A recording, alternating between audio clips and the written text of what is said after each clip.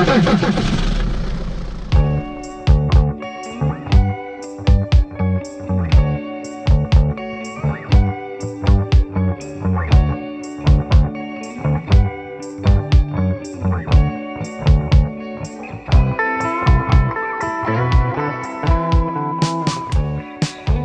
à toutes et à tous et bienvenue sur La Panaméricaine, le podcast créé et animé par Marie Vesco et Antoine Rousseau qui porte sur les recherches en sciences sociales sur les Amériques.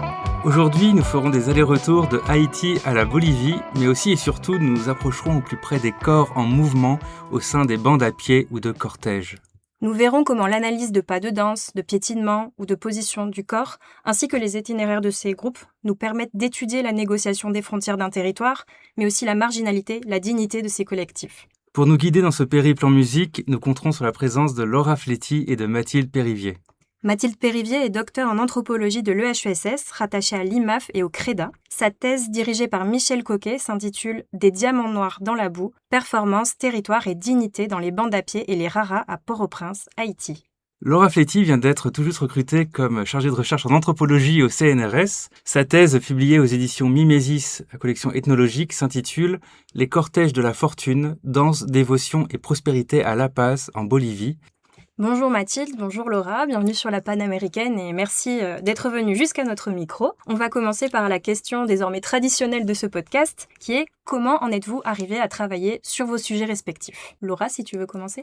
Déjà, merci beaucoup pour cette très belle invitation. Je suis très, très heureuse d'être là et de partager un petit bout de mes recherches avec vous et puis d'être aussi avec Mathilde dont je connais bien les travaux. Moi, mes recherches, elles s'inscrivent dans ce que j'appellerais une anthropologie du sensible qui interroge les dimensions corporelles, kinésiques, sonores, matérielles des pratiques socio-religieuses, des relations sociales, des relations politiques, ce à travers différents terrains. Un terrain principal en Bolivie, donc dans la ville de La Paz, mais aussi d'autres terrains dans le nord du Chili et en Espagne plus récemment. Alors aujourd'hui, on va parler principalement de mon terrain bolivien, c'est mon travail de thèse et qui est devenu donc un livre.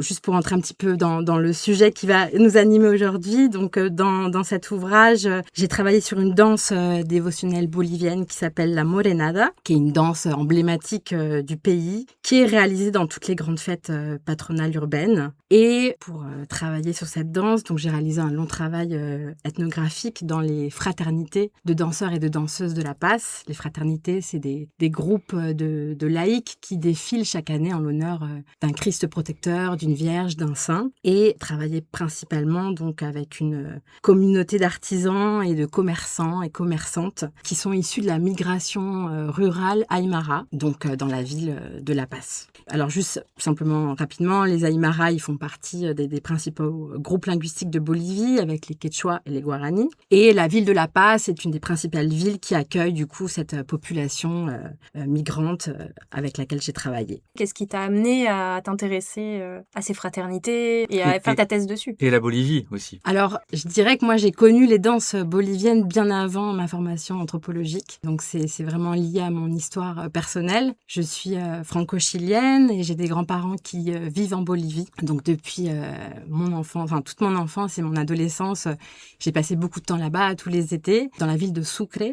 Et pendant ces périodes-là, je fréquentais des bandes de copains, en fait, qui dansaient les danses dites folkloriques en Bolivie, qui sont des danses dévotionnelles. Et là, c'était tout un monde, je dirais absolument extraordinaire, une sociabilité que je vivais pas du tout dans ma vie française au lycée de la région parisienne dans laquelle j'étais. Avec des espaces de créativité par la danse, de liberté, d'auto-organisation, où les adultes n'étaient pas en train de nous cadrer, on peut le dire comme ça. Et voilà, c'est là que j'ai compris à quel point ces danses étaient bien plus qu'une pratique corporelle, mais qu'elles provoquaient une effervescence, toute une sociabilité particulière. En Bolivie, les gens dansent beaucoup, et donc on dansait le soir sur les places, dans les rues, la journée, pour préparer le grand défilé annuelle. Donc c'est d'abord une expérience sensible, une expérience par le corps qui me fascinait et qui me permettait aussi de voir en miroir la société française qui était à l'adolescence beaucoup plus, moi je disais, qui infantilisait un peu les adolescents. Et là, c'était des espaces qui étaient complètement libres et très, très importants pour la jeunesse locale, en fait. Donc voilà, ça c'est ma première expérience, disons, avec ces danses-là. Et puis c'est bien après que j'ai rencontré d'autres groupes à La Passe. Donc là, vraiment pour mes premiers terrains pour la thèse. Et je me souviens très bien du premier jour où j'ai entendu de la morenada, parce que la morenada, c'est une danse, mais c'est aussi un genre musical. Et on était dans les quartiers, j'étais dans les quartiers nord-ouest de La Passe, bloquée dans un minibus qui ne démarrait pas. Toute la circulation était bloquée et on comprenait pas pourquoi. Et à un moment, en tout cas, on commence à entendre des fanfares. Tout le monde descend du bus et là, je vois une procession de milliers de danseurs qui défilent dans les rues. Les femmes extrêmement bien habillées, avec des bijoux, des robes aux couleurs éclatantes, les hommes en costard. Donc, c'était vraiment une sorte de procession somptueuse, solennelle. Et tout le monde regardait ça dans un silence.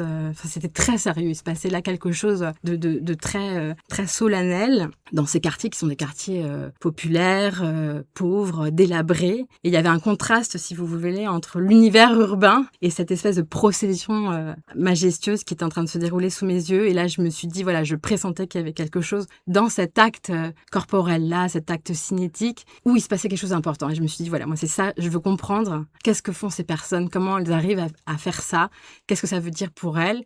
Et c'est comme ça que j'ai commencé à travailler sur ces objets.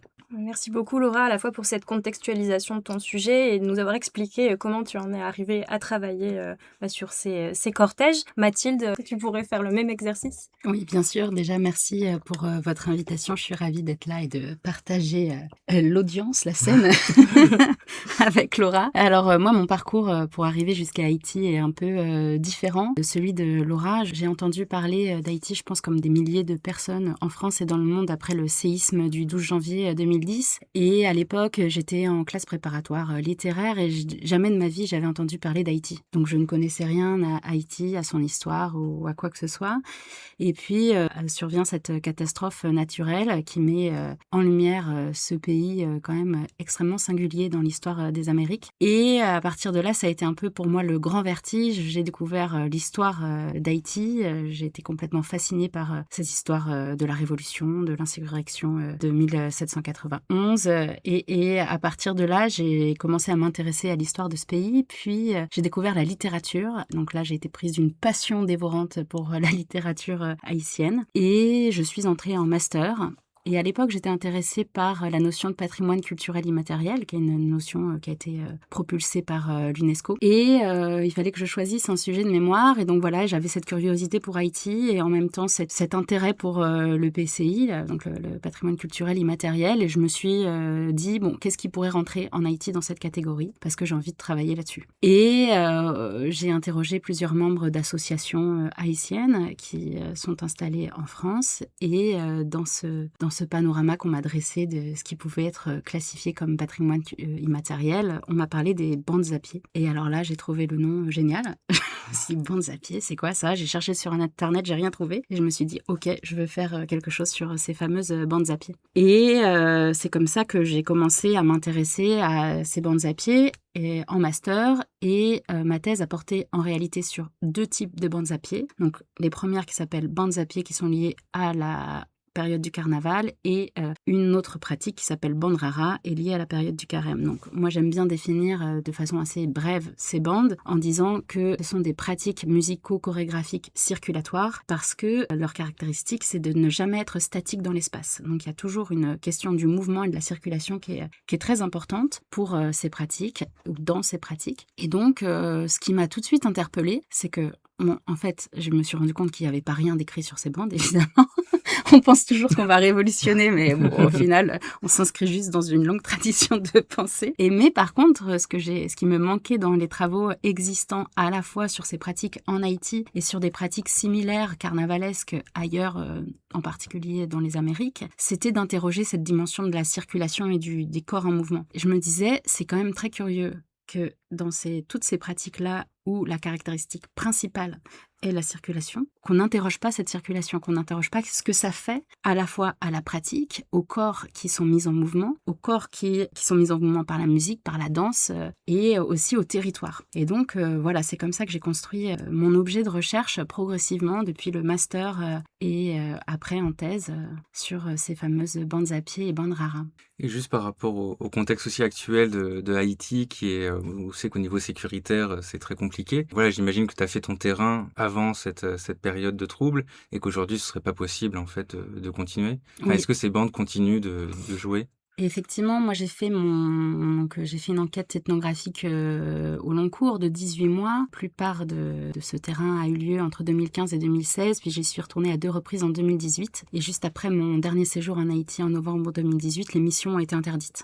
Donc depuis fin 2018, les missions sont interdites par le CNRS en Haïti. Donc effectivement, c'est un terrain qui n'est plus accessible pour des raisons sécuritaires. Et la géographie de la ville de Port-au-Prince a été bouleversée. Mes quartiers d'études, une partie de mes quartiers d'études n'existent plus. Quand je dis qu'ils n'existent plus, c'est qu'ils ont été le théâtre de guerre, en tout cas d'affrontements entre groupes armés. Et donc c'est des paysages de désolation. Les maisons ont été brûlées. Il y a énormément de déplacés. On parle d'une crise très très violente, probablement une des plus importantes de l'histoire contemporaine d'Haïti. Il y a plus d'1,5 million de déplacés. Donc actuellement, même mes interlocuteurs ne vivent plus dans ces quartiers. Et quelques bandes continuent de sortir, mais c'est une minorité, c'est dans des circonstances très particulières, mais c'est pas complètement éteint non plus.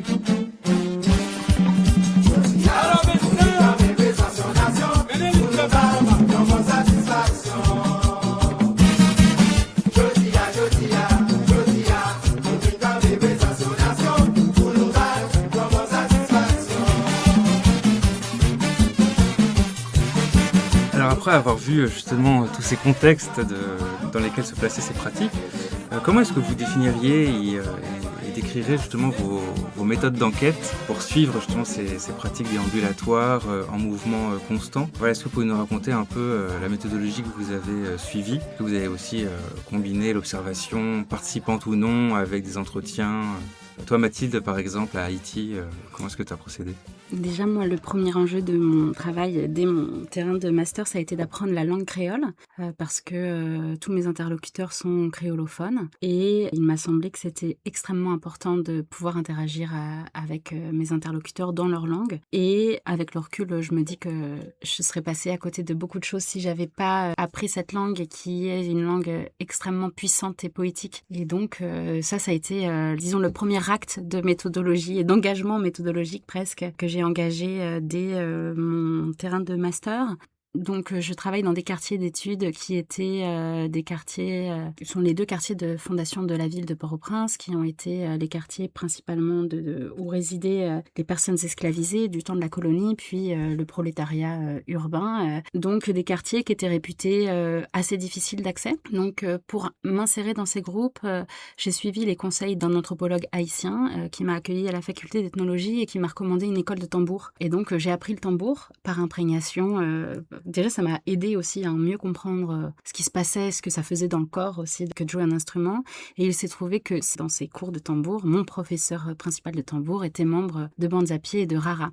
Donc, c'est devenu l'un de mes interlocuteurs privilégiés. Et il m'a introduit dans ce monde des bandes à pied et des raras. Alors, j'ai fait énormément d'observations. J'ai participé également. Je me suis trouvée à jouer du tambourin, parfois dans le carnaval à Port-au-Prince. Donc, tambourin qu'on appelle basse à main. Et voilà, donc j'ai participé, j'ai observé beaucoup et pendant de longs mois, très peu réalisé d'entretien. Je pense que je me sentais pas suffisamment à l'aise pour cet exercice et surtout pas forcément à l'aise encore dans la langue. Voilà, c'était des conversations informelles qui ont pétri vraiment mes premiers mois de terrain, que j'ai consigné dans de nombreux carnets de terrain. Et c'est qu'à la fin de mon enquête que je suis passée à l'étape des entretiens, une fois qu'il y avait un lien de confiance qui était établi avec mes interlocuteurs. Voilà, donc je dirais que c'est une combinaison de plusieurs facteurs. J'ai aussi beaucoup utilisé la vidéo bien avant d'allumer mon dictaphone, par exemple. Et ça a été un outil très précieux à la fois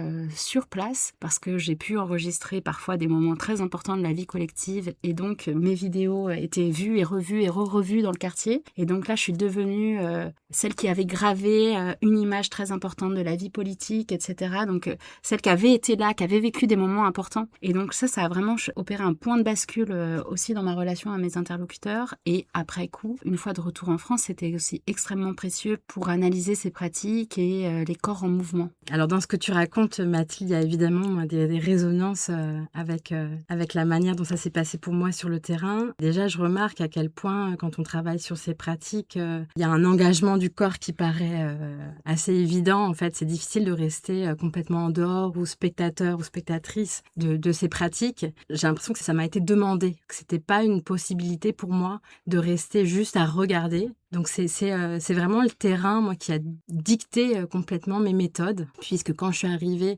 dans ces fraternités de danseurs, pareil, ce sont des fraternités qui répètent à porte close, dans des salons de danse, dans certains endroits des rues des quartiers nord-ouest de La Paz, qui sont historiquement les quartiers des anciens faubourgs indigènes de l'époque coloniale. Donc c'est une histoire aussi qui marque ces quartiers-là, des quartiers un peu comme toi, difficiles d'accès, marginalisés souvent, et pour lesquels on m'a souvent dit non, faut pas monter là-haut, c'est dangereux, t'es blanche, t'es gringa, c'est vraiment des endroits peu fréquentables. Absolument. En fait. Et puis moi, très rapidement, les danseuses, en tout cas les femmes cholas, celles qu'on appelle les cholas, qui sont des migrantes aymara en ascension sociale, qui arrivent en ville et qui ont ces trajectoires d'ascension sociale et urbaine, et qui se caractérisent par des tenues traditionnelles qui sont les polleras, les jupes colorées, le chapeau sur la tête, des bijoux, elles sont tressées. Elles m'ont tout de suite attrapée. Je dis attrapée au sens littéral, c'est vraiment... au début, je voulais pas du tout danser. Moi, j'étais là en observatrice.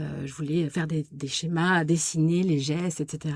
Et en fait, elles m'ont vraiment pris par le bras en disant non, tu danses. Enfin, c'était une exigence. Je pouvais pas être là. C'était trop bizarre que je sois là sans faire l'activité qui était la raison principale de ces rassemblements. À part un public de la famille, des voisins, des très proches, il y a peu de public complètement extérieur. Donc, il fallait vraiment être dans l'action. Donc, j'ai dû danser un peu malgré moi au début, mais en tout cas, c'est comme ça. J'ai beaucoup dansé au départ. Moi, j'ai fait un terrain très long, de 2007 à 2015. Donc, c'est vraiment 6 ans en vivant beaucoup à La Paz. Donc, j'ai eu ce temps d'avoir vraiment différentes étapes dans les méthodes que j'ai pu avoir. Et donc, en tout cas, ça commence par la danse. Ça commence par de la corporalité partagée, de la fatigue, de la transpiration. On boit beaucoup d'alcool aussi dans ces répétitions. Donc, il y a toute une sociabilité qu'il fallait intégrer, et surtout une manière de s'habiller, parce qu'on n'arrive pas à habiller n'importe comment dans ces répétitions. On vient habiller en habit de gala. Donc j'ai dû investir, parce que ça coûte très cher tout ça, dans une garde-robe à la mode indigène urbaine. Enfin, c'est une mode en soi, quoi, avec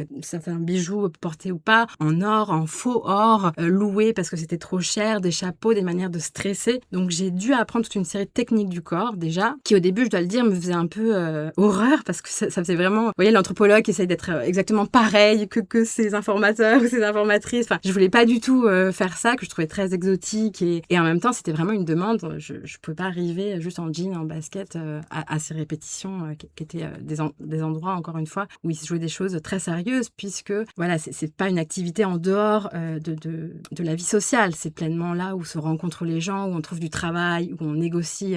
C'est des gens qui travaillent beaucoup dans le commerce, c'est des petits commerçants, donc on crée aussi dans toutes ces répétitions de danse. Autour de la danse, il y a des enjeux commerciaux, de travail, de mariage, de compérage. On est parrain, marraine d'enfants. Donc, il y a des enjeux extrêmement forts dans tous ces endroits-là. Et donc, il fallait que je participe de cette manière à cette activité-là. Et après, moi, j'avais pensé pouvoir comparer différents groupes de morenada, voir différentes danses. Puis, on m'a très vite fait comprendre qu'il fallait que je choisisse mon camp. C'est des milieux extrêmement compétitifs. Il y a beaucoup de groupes de morenada à La Paz, des morenadas très prestigieuses, d'autres beaucoup plus petites et familiales, par quartier, etc. On m'a vite fait comprendre qu'il fallait... je pouvais pas être avec les ennemis, en quelque sorte, avec ceux avec qui on allait être en compétition lors de la fête. Donc, j'ai dû abandonner un petit peu ce projet comparatif pour progressivement vraiment être fidèle à une morenada particulière. Et ils m'ont permis aussi d'être...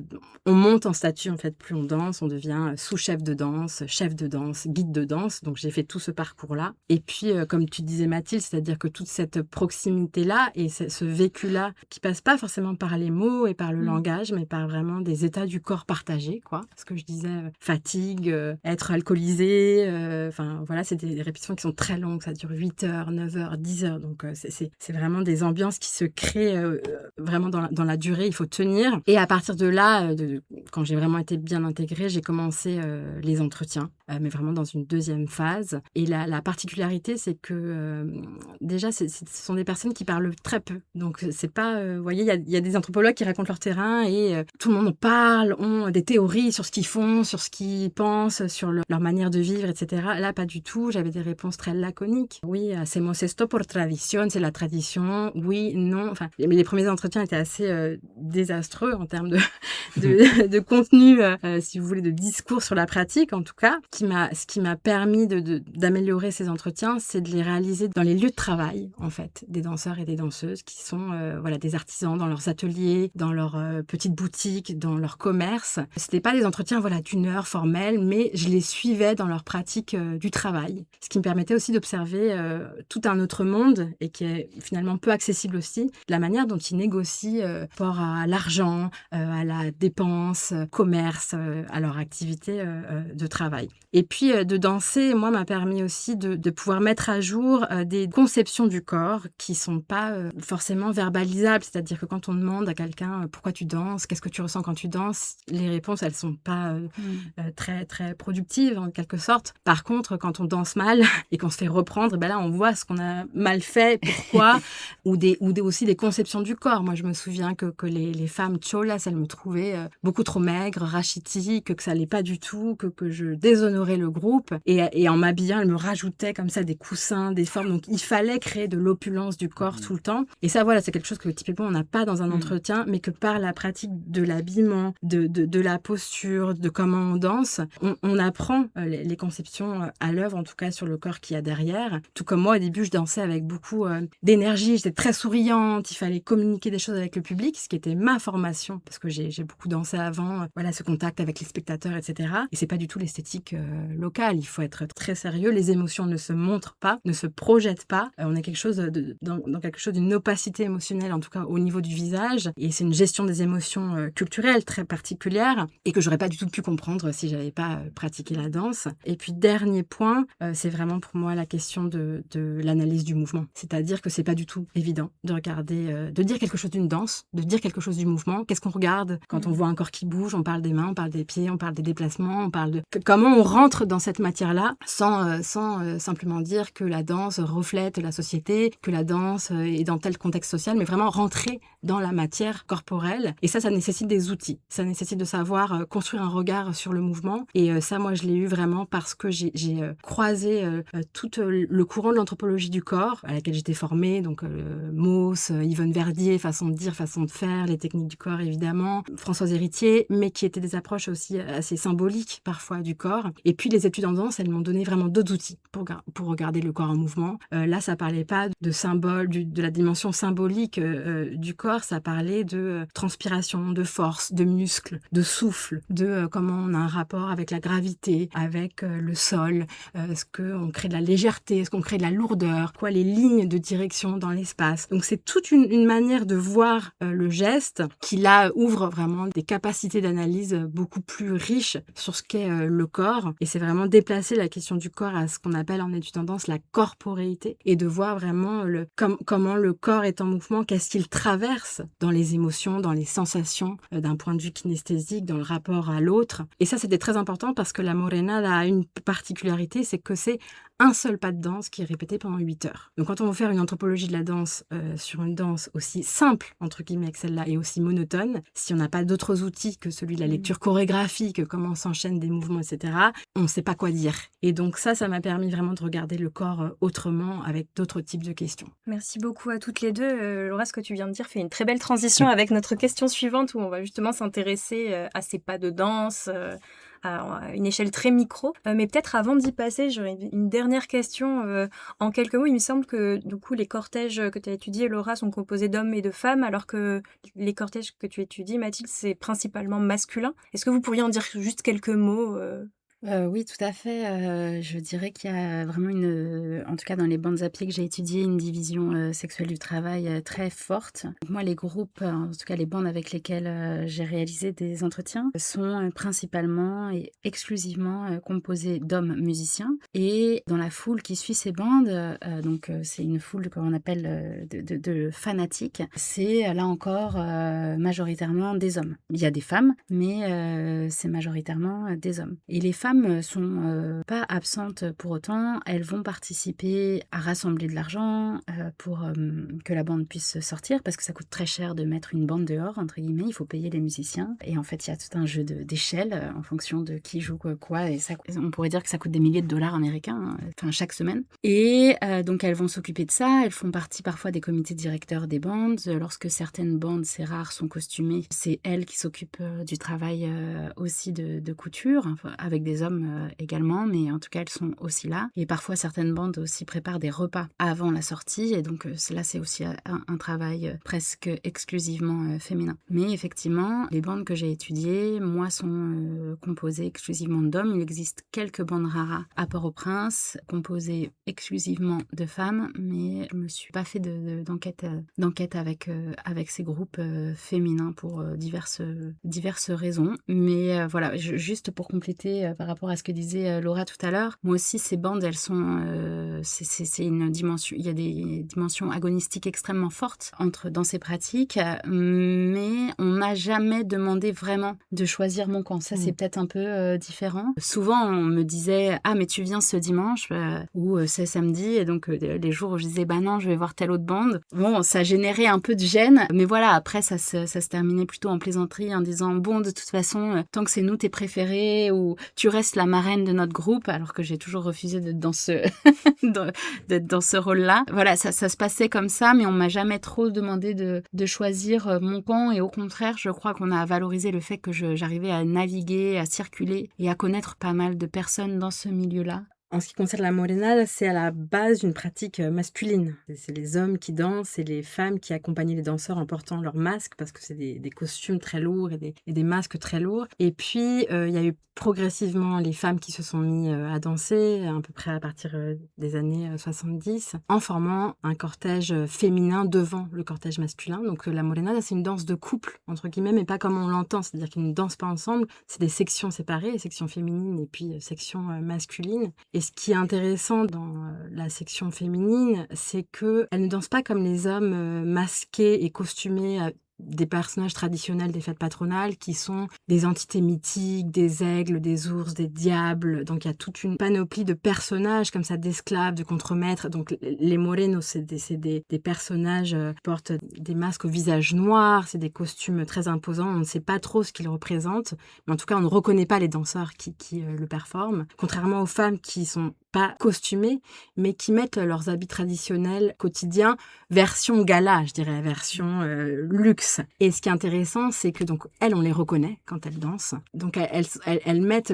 toute leur richesse dans cette performance dansée. Elles ont même des dents en or, des bijoux en or, etc. Donc elles investissent tout leur capital économique dans ces pratiques-là. Et c'est à l'image de leur rôle dans le travail, je dirais, où peu à peu, ces migrantes et enfants de migrants ont commencé à ouvrir des petits commerces, à gagner leur propre argent et à constituer leur propre capital, non plus en travaillant avec les hommes, comme aide des hommes et les maris disant qu'elles ne travaillent pas, elles ne font qu'aider, entre guillemets. Là, il y a vraiment dans le monde du travail, elles ouvrent leur propre commerce, leur propre boutique, etc. Et donc, il y a comme ça une résonance, je dirais, entre une section féminine qui commence à prendre de la place dans le cortège et leur pouvoir, leur nouveau pouvoir économique dans tout ce qui fait la force du monde métis, aymara, urbain de la société bolivienne. C'est aussi la vitrine, je dirais, de leur propre ascension.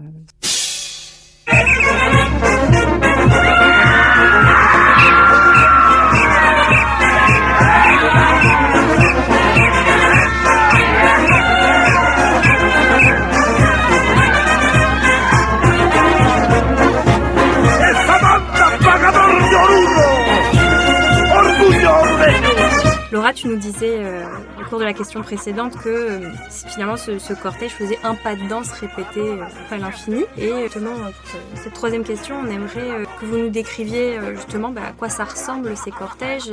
Est-ce que vous pourriez nous décrire ces mouvements, ces chorégraphies de vos interlocuteurs et interlocutrices? Quelles sont leurs spécificités? Et aussi quels enjeux il y a à les observer, à les analyser? Comment on peut connecter cette analyse à l'échelle micro à des questions anthropologiques beaucoup plus vastes? Oui, c'est une question, c'est une articulation en tout cas qui est tout l'enjeu d'un travail sur un micro-geste et comment le lier à des questions anthropologiques beaucoup plus vastes. Alors moi, concernant les cortèges sur lesquels je travaille, c'est une forme de marche dansée ininterrompue où on va répéter, je l'ai dit, toujours pratiquement en tout cas le même motif. Et l'une des questions qui m'a tout de suite traversée, c'est face à cette répétition là d'un même geste, d'un même mouvement, c'était quel plaisir on peut éprouver ou quelle épreuve peut s'éprouver dans la répétition d'un même schème moteur. Alors dans la répétition, bien sûr, c'est pas la répétition du même, s'il y a une transformation corporelle où le motif qui est réalisé au début,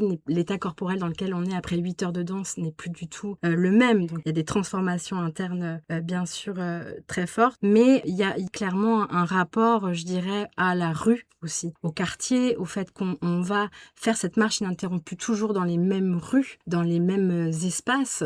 C'est l'idée de piétiner le sol de manière continue, un même espace, et puis d'année en année. C'est-à-dire que c'est des personnes qui dansent pendant 10 ans, 11 ans, 20 ans, 30 ans, la morenada, depuis qu'ils ont 20 ans jusqu'à 80 ans. Donc il y a cette idée de cycle répétitif qui est intéressant, qui moi me fait penser à une expression de Deleuze qui parle de ritournelle motrice. C'est une très belle manière de parler de ça et qui considère que cette répétition, c'est une manière d'épuiser l'espace. Et à partir de cette notion d'épuiser l'espace, il y a vraiment ce rapport à la question de comment on occupe un espace urbain. Et là, moi, dans mon cas, c'est vraiment des cortèges massifs. Il faut imaginer des milliers de femmes en train de faire ce même mouvement et des milliers d'hommes. C'est l'idée de bataillon de danse. Et il y a vraiment quelque chose de presque guerrier, en tout cas une démonstration de force. Et je pense que c'est quelque chose qu'on a beaucoup en commun avec Mathilde, c'est-à-dire que ce sont des performances qui montrent des corps toniques. Il y a une tonicité, il y a quelque chose de l'ordre d'une épreuve de force qui est à l'œuvre. Et dans mon cas, ça se traduit beaucoup par des effets de ce que j'ai appelé d'amplitude ou de surcharge du corps. Alors chez les hommes, ça se traduit beaucoup par une surcharge physique où ils vont porter des costumes et des masques qui font une vingtaine de kilos. Et puis avec des balancements du corps de droite à gauche. Et pareil pour les femmes qui font gonfler leurs jupes en dansant. Donc c'est vraiment l'idée on amplifie le corps. Donc que ce soit la question de l'amplitude du corps ou la question de la surcharge, tout ça nous montre une forme de lourdeur du mouvement. Et la lourdeur, c'est un état de corps, c'est pas du mouvement, la lourdeur. Mais ce qui est intéressant, c'est de voir qu'est-ce qu'ils font avec cette lourdeur, et on a toujours l'idée d'un rapport de force. C'est-à-dire que c'est une épreuve physique, c'est quelque chose qu'il faut dépasser, on ne se laisse pas écraser par le poids que l'on porte. Au contraire, on crée une espèce de force de projection vers l'avant qui est une manière de montrer à ceux qui regardent et à celles qui regardent que on joue là une véritable épreuve de force. On surmonte la contrainte. Et on surmonte la contrainte avec cette idée de dépense physique. On se dépense. Danser, c'est pas faire des micro-mouvements, des micro-gestes. Il y a d'autres cultures motrices et bien sûr beaucoup d'autres danses qui travaillent ces questions-là. La morenada, c'est on dépense. Il faut dépenser, il faut transpirer, il faut porter et ça doit se voir. Puis évidemment, l'idée de l'ostentation, de l'opulence. Alors, je l'ai vraiment montré dans le livre de manière très détaillée, mais pour aller un peu plus de manière résumée et synthétique, je dirais que ces deux dynamiques de dépense corporelle et d'ostentation du corps rejoignent à mon sens des dynamiques qu'on trouve beaucoup dans le travail, dans le rapport à la prospérité, à la richesse, où une richesse légitime, elle s'acquiert en dépensant de l'argent et en montrant son argent. J'ai essayé de faire, si vous voulez, un parallèle entre ce qui se fabriquait au niveau corporel dans la danse et ce qui relevait de conceptions plus générales sur la prospérité. Qu'est-ce que c'était que réussir? Qu'est-ce que c'était que devenir riche? C'est pour ça que ça s'appelle Les cortèges de la fortune, le livre, et de considérer la danse comme une sorte de modèle condensé, de modèle réduit, de conception beaucoup plus vaste sur la richesse et la manière d'attirer cette richesse avec l'abondance du corps. Mais oui, il y a de nombreux points communs et à la fois de dissemblances avec, dans mon cas d'études, avec ce que tu expliques, Laura. Moi aussi, on est sur des cortèges qui rassemblent des milliers de personnes. C'est très impressionnant quand on voit une bande arriver en ville. Et comme je le disais, elles sortent chaque semaine. Et de chaque semaine, le but de la pratique, c'est d'agréger de plus en plus de monde et d'arriver les dernières semaines sur la place principale de Port-au-Prince qui s'appelle le Champ de Mars. C'est la place qui est bordée par le palais présidentiel, par plusieurs ministères, par l'ambassade de France. C'est un haut lieu du pouvoir politique, économique, symbolique. Il y a la Cour de cassation, judiciaire, etc. Donc c'est vraiment un lieu central de la ville de Port-au-Prince et le but c'est d'arriver chargé avec des milliers et de plus en plus de personnes sur cette place de Port-au-Prince. Donc les effets de foule sont très impressionnants et mes interlocuteurs parlent ils utilisent un terme qui s'appelle l'avalas en créole, c'est une rivière en crue, c'est un torrent en crue. Donc ça dit bien ce débordement qui est soudain dans la ville. Et ils parlent aussi, ils décrivent ces bandes comme des paquebots. Et ces paquebots qui arrivent dans les Caraïbes pour des croisières et qui déversent là aussi, quand elles sont en escale, des milliers et des milliers de touristes d'un coup. Et là, c'est exactement la même chose. Et c'est assez intéressant que mes interlocuteurs utilisent ces mots à la fois du paquebot et du torrent, de la rivière en crue pour qualifier ces pratiques. À la différence de Laura, il n'y a pas où il n'y a plus, en tout cas, dans ce que j'ai observé, c'est les gens viennent pas habillés d'une manière particulière.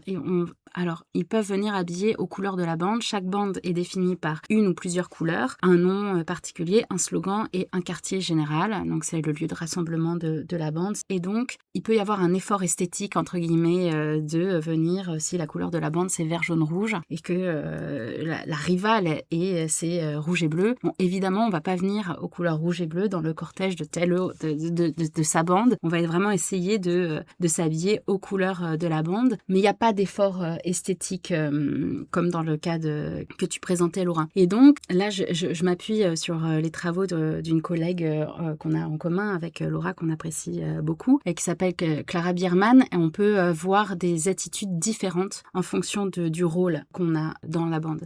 C'est un cortège qui est très organisé, même si c'est pas ce qui paraît de l'extérieur. Hein. Quand vous demandez quand on lit les médias, on a juste l'impression que c'est une foule des quartiers populaires qui arrivent dans la ville comme ça. Bon, ça se passe pas du tout comme ça en réalité, parce que c'est très impressionnant, mais chacun a un rôle particulier. Donc d'abord, on va avoir des dignitaires vaudous qui sont là pour s'assurer que tout va bien se passer durant cette sortie et cette déambulation. Il y a des rituels vaudous qui ont lieu avant que la bande sorte, et ces dignitaires continuent et accompagnent la bande pendant toute la sortie, juste pour s'assurer qu'il ne va pas y avoir de problème, parce que je le rappelle, c'est une pratique hautement agonistique. Donc la compétition, elle est lyrique, elle est musicale, mais elle est aussi mystique et religieuse. Et donc on peut laisser des poudres dans les carrefours en particulier, qui sont des lieux très dangereux dans le vaudou haïtien, le lieu de tous les dangers. Et donc ils sont là pour protéger, pour faire en sorte que s'il y a une bande rivale a laissé quelque chose dans les carrefours, pour faire en sorte que la bande puisse traverser et que tout le monde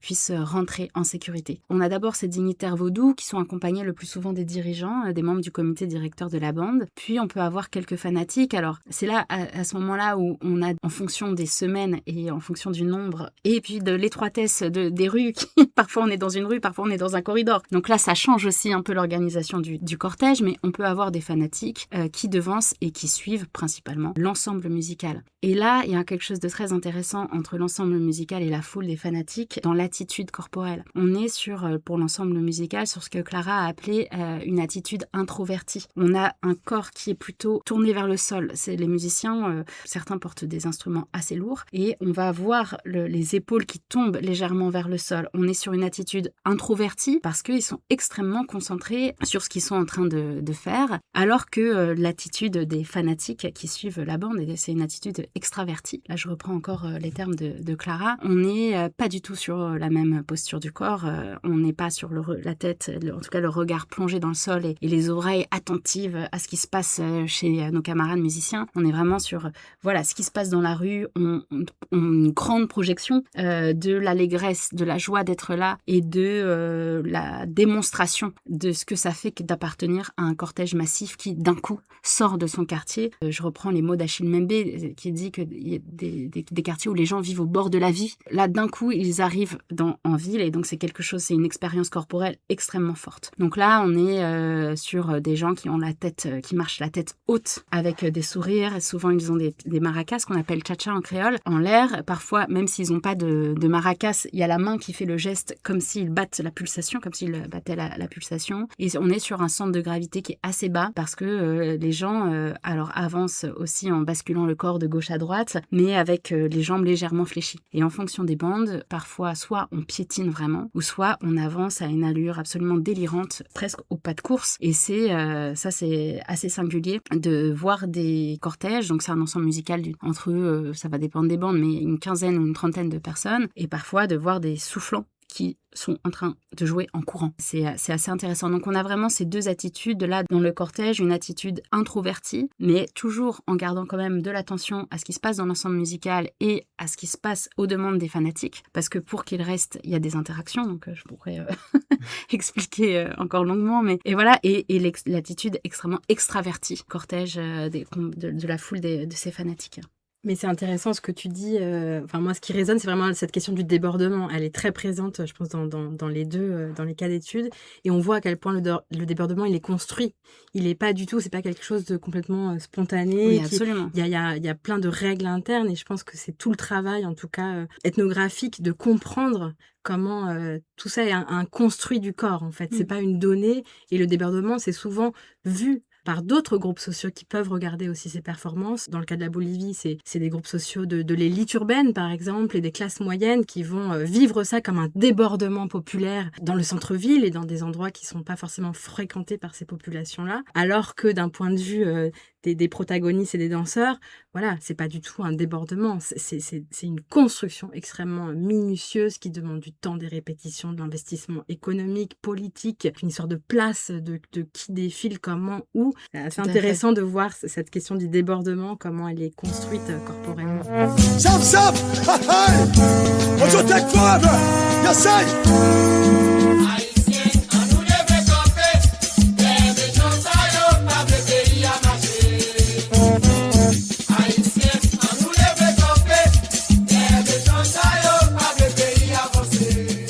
Pour prendre la suite du débordement, c'est la question des itinéraires que vont suivre ces groupes, ces cortèges. Est-ce que ces lieux changent? Comment ces itinéraires aussi, ça permet de visibiliser, en fait, comme vous l'avez déjà dit, ces populations. Et donc, c'est aussi une performance de la marginalité.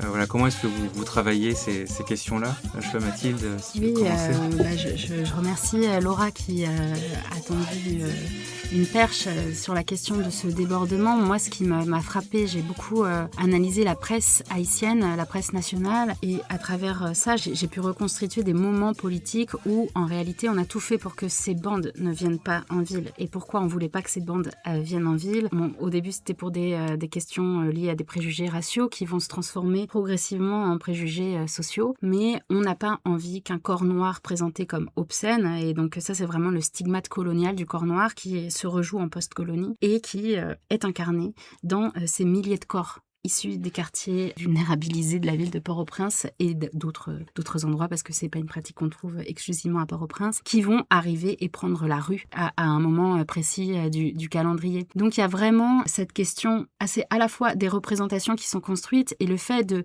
pas s'intéresser à pourquoi les gens font ça et de le décrire comme quelque chose d'un peu spontané. Quand on lit cette presse, on a l'impression que les gens ils sortent juste comme ça et puis ils prennent la rue, il n'y a pas d'itinéraire, il n'y a pas de stratégie, il n'y a pas de réflexion, et c'est à la fois très paresseux de le présenter comme ça, et aussi éminemment classiste de penser que les gens pauvres ou appauvris n'ont pas du tout de réflexion sur ce qu'ils sont en train de faire. Et donc, très rapidement, cette question de la circulation dans l'espace, ça a vraiment un peu monopolisé mon attention en tant qu'ethnographe. Et donc, je me suis intéressée j'ai cartographié en fait les différents itinéraires que les bandes suivaient, parce que d'une semaine à l'autre, on change. Et comme je vous le disais, le but ultime, c'est d'arriver en masse sur la place du Champ de Mars. En fait, j'ai réussi à reconstituer différentes étapes. Donc, il y a des seuils. Je reprends une expression qui m'avait été suggérée par Laura et Clara. Des différents seuils dans la progression spatiale. Donc, d'abord, on reconstitue d'une année sur l'autre la la foule de fanatiques, c'est-à-dire qu'on circule dans son quartier, puis on va mettre à l'épreuve son collectif, réunifié en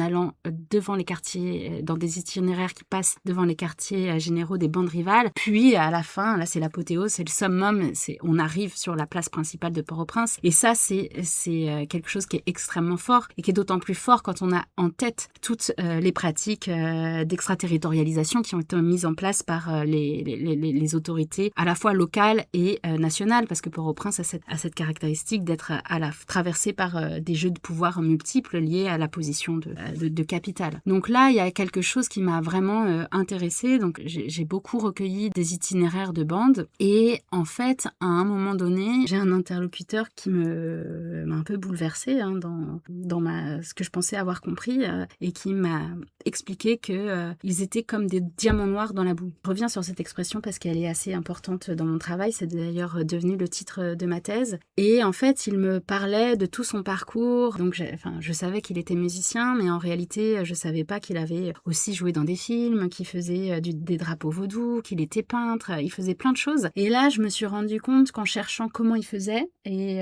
en ayant vraiment focalisé mes interrogations sur les circulations, j'avais un peu oublié qui ils étaient en fait. J'avais travaillé comment ils font, mais pas qui ils sont. Et les deux étaient très interdépendants parce que cette question de la circulation dans l'espace, elle doit être lue et elle ne peut pas ne pas être lue en regard de la question de l'immobilisation. Et donc, c'est exactement ce que cristallise cette expression de diamant noir dans la boue. La boue, c'est ce qui immobilise des talents qui ne demanderaient qu'à être vus. Donc, il y a vraiment cette question, en fait, l'entrée par la question spatiale, elle permet une relecture assez puissante de la question sociale en Haïti qui est extrêmement importante. Donc, c'est pas seulement des circulations spatiales qui m'intéressaient, c'est aussi des circulations sociales. Alors moi, je trouve très intéressant dans ce que tu dis, Mathilde, cette question de penser la mobilité avec aussi l'immobilité. Qu'est-ce qui circule et qu'est-ce qui circule pas? Quand est-ce qu'on défile et quand est-ce qu'on est plutôt ancré? Alors, je travaille pas tellement la question de l'itinéraire, mais il y a dans les morenadas un phénomène qui est très similaire à ce que tu racontes, puisqu'au début, c'est une fête patronale qui naît dans un quartier, comme je l'ai dit, qui sont historiquement les anciens faubourgs indigènes de la ville, donc qui sont des quartiers précaires, populaires, etc.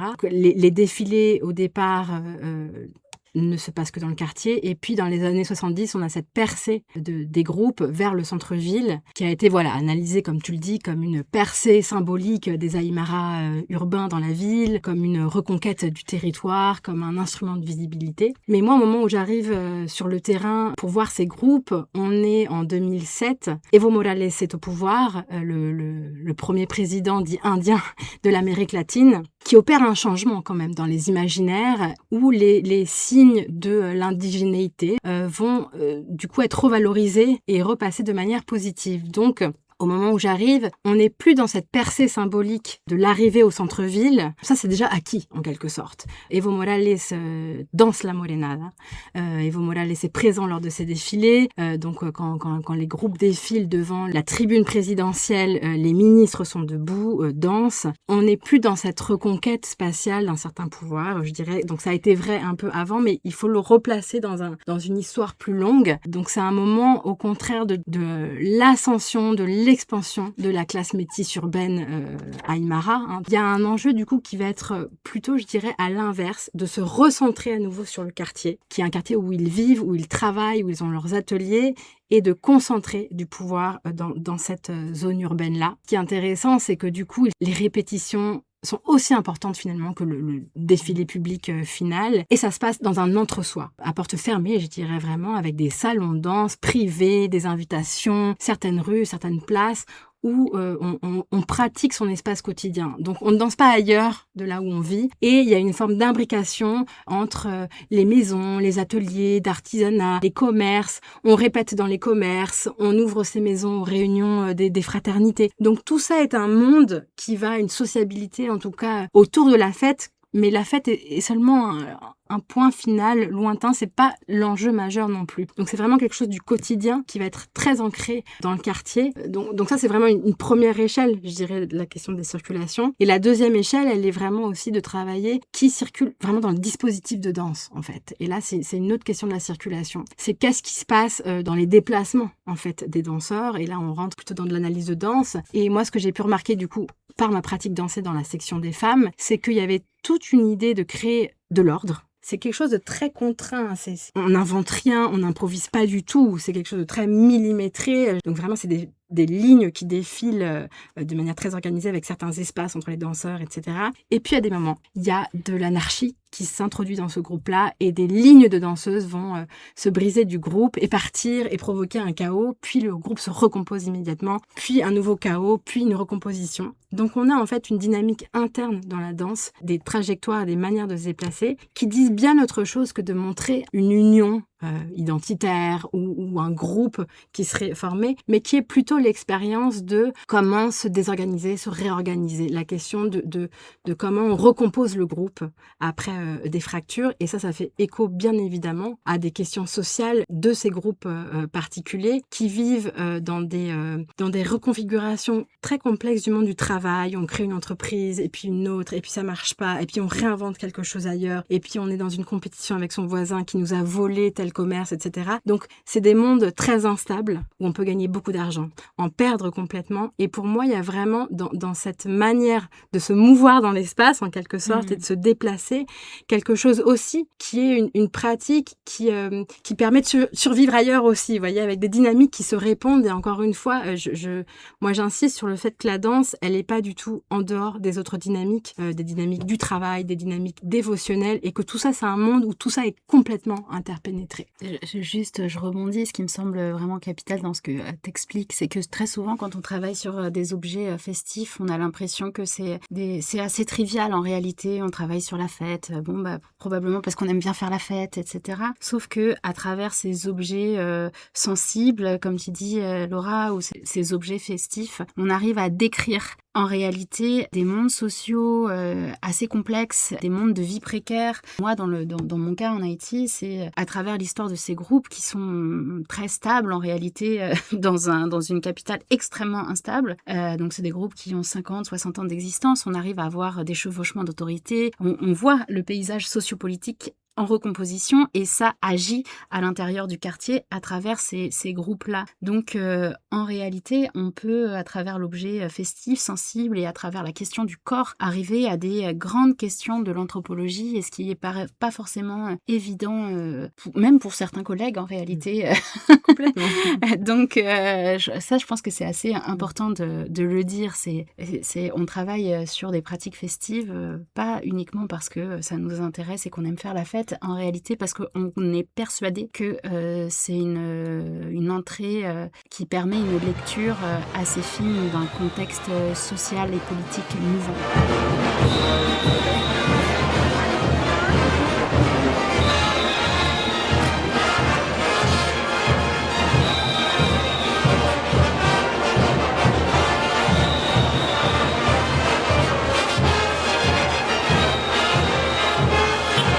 Avant de passer à notre dernière question sur les recommandations culturelles, est-ce que vous pourriez incarner encore un peu plus vos propos avec l'exemple d'un ou d'une interlocutrice ? Tout de suite, ce qui me vient en tête, c'est un commandant-chef d'une morenada qui s'appelle Johnny Aliaga. C'est vraiment cette personne qui m'a introduit au milieu des morenadas. Il connaît tout le monde très bien. Il est passionné par cette danse et par cette musique. Par ailleurs, il est donc chef commandant de danse de la section masculine qu'on appelle les achachis. C'est les super anciens, les vieillards qui sont des figures de prestige dans cette danse-là. Et il est par ailleurs dentiste. Il fait les prothèses de dents pour les dentistes.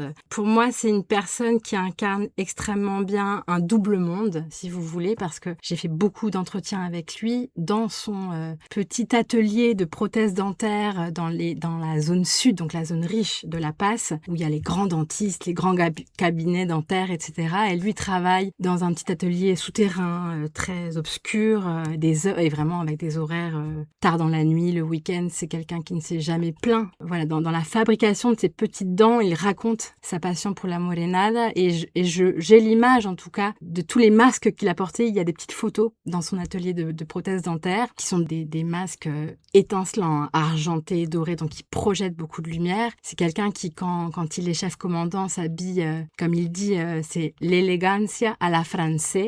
L'élégance à la française, donc dans un costume blanc impeccable, cravate, avec des chaussures cirées, etc. Et je trouve qu'il incarne très bien, en tout cas, cette capacité de la société métisse et chola à produire tout un univers extrêmement créatif où la fortune et la réussite et l'ascension sociale n'est pas simplement un idéal, quelque chose dont on rêve, mais qui est quelque chose qu'on performe aussi. Et c'est une personne qui est à la fois dans ce souterrain-là et aussi un être glorieux. C'est quelqu'un qui est acclamé par un public, par des femmes, par toute une communauté qui lui offre à boire tous les week-ends. Et je trouve qu'il incarne, particulièrement ce mouvement de créativité, en tout cas, et cette capacité à inventer des mondes où d'autres choses sont possibles que le monde, en tout cas, du travail et de la contrainte, qui lui est attribuée. Merci beaucoup. Mathilde, déjà dans la question précédente, tu nous citais cet homme qui se définissait comme un diamant noir dans la boue. Est-ce que c'est de ce même personnage que tu veux nous parler ou en dire un peu plus? Oui, de cet interlocuteur que j'ai appelé Samuel dans ma thèse, et d'un autre, parce que la question de la performance que tu soulèves, Laura, est extrêmement importante dans mon travail, parce que cette question que j'ai travaillée, cette tension entre la circulation et l'immobilisation, elle est aussi recouverte d'une autre dimension dans mon travail, c'est que j'ai appelé les politiques de performance de la dignité. Pour définir la dignité, peut-être, je m'appuie sur les travaux d'un philosophe qui s'appelle Norman Najari et qui dit que la dignité, c'est savoir se tenir debout dans un monde où cette dignité est clignotante et nocturne. Et il me semble que c'est extrêmement important et que ça correspond parfaitement bien à la situation de mes interlocuteurs. Et donc, cette question de la performance, elle est capitale parce qu'on est sur des individus qui sont marginalisés, vulnérabilisés, précarisés. La plupart d'entre eux n'ont pas terminé leurs études scolaires dans un pays où faire des études est extrêmement important. Et donc, ils sont vraiment situés au bas de l'échelle sociale, dominés dans la plupart des rapports sociaux, de race, de classe, parfois de genre aussi. Donc, on est vraiment sur des trajectoires un peu tremblantes, pour reprendre un terme de Castel. Et quand la trajectoire des interlocuteurs se met à trembler, c'est ça, c'est que bientôt on arrive à un moment où on est en rupture, où on arrive en marge de la société. Et cette question de la marginalité, elle est cristallisée dans l'expression de diamant noir dans la boue qu'avait utilisé Samuel, ou d'un autre interlocuteur, Wesley, qui me disait que lui, il voulait juste être un homme qui soit un homme. Donc être un homme H minuscule, qui soit un homme H majuscule. Et cette question de l'humanité, elle est absolument centrale. Et juste, je parle de Samuel, je parle de Wesley, je pourrais parler de beaucoup d'autres personnes qui ont eu l'amabilité de m'accueillir dans leur vie et de me faire confiance aussi pour que je partage des moments de leur quotidien. Mais ce que j'aimerais souligner, c'est une extrême capacité à saisir de façon poétique et imagée leur quotidien et à transmettre dans des expressions très puissantes une vision acérée de la domination. Et ça me paraît extrêmement important.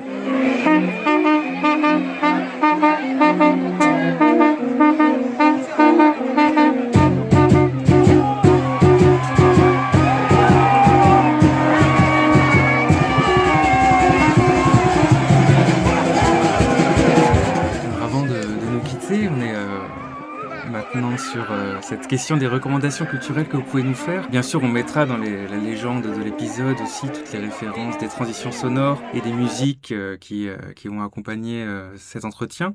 Mais si vous deviez nous faire d'autres propositions pour entrer dans ces sociétés boliviennes ou haïtiennes, de tout type de format, que ce soit un livre, de la musique encore ou un film, qu'est-ce que vous nous donneriez? Moi, pour rebondir sur cette capacité de mettre en mots la réalité sonorité haïtienne, j'aurais tendance à vous conseiller de lire la littérature haïtienne. On a une scène artistique foisonnante en Haïti et dans la diaspora haïtienne à l'étranger, et en particulier en France. Donc, il y a une scène littéraire extrêmement dynamique. Et donc, je vous inviterai à la découvrir. Je pense à des jeunes auteurs comme Jean d'Amérique, par exemple, ou à des auteurs plus classiques du fond littéraire haïtien qui sont republiés actuellement, notamment par la maison d'édition Zulma. Je pense au magnifique roman de Marie Vieux-Chauvet, par exemple, ou Jacques Roumain, ou Jacques-Stéphane Alexis chez Gallimard. Je pourrais continuer. Et puis, pourquoi pas vous inviter à découvrir la scène plastique haïtienne qui est aussi très vivace. Il y a eu une exposition en 2015, je crois, au Grand Palais sur les arts plastiques haïtiens. Et voilà, je pourrais vous inviter à creuser ça. Il y a un livre sur la création plastique d'Haïti qui est sorti en 2023. De Carlos Elius aussi, c'est une très belle introduction. Merci. Et toi, Laura, donc pour plus la Bolivie?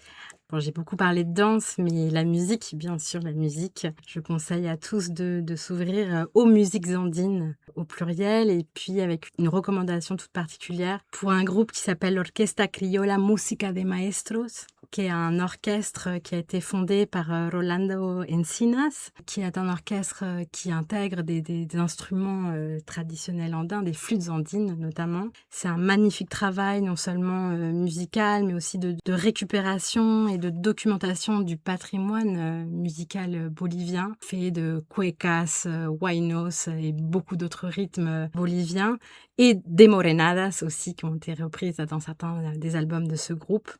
Donc voilà, j'invite à aller explorer toutes ces sonorités que je trouve merveilleuses. Voilà.